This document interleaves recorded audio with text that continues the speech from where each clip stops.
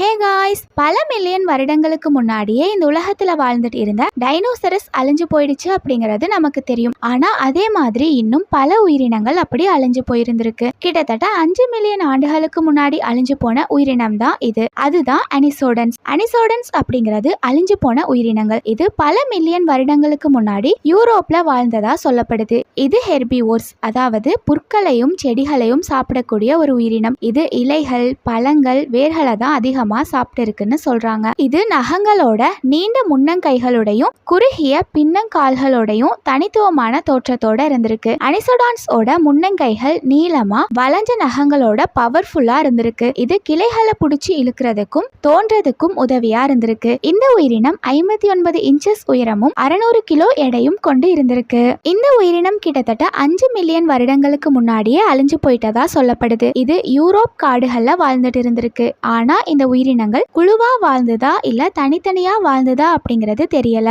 இந்த உயிரினத்துடைய தனித்துவமான தோற்றம் கொரில்லாஸ் கூடயும் கிரவுண்ட் ஸ்லோத்ஸ் கூடயும் ஒப்பிடப்படுது. இது கூட ரிலேட்டடா இப்ப வாழக்கூடிய உயிரினங்களா இருக்கிறது குதிரைகளும் காண்டாமிருகங்களும்னு சொல்றாங்க.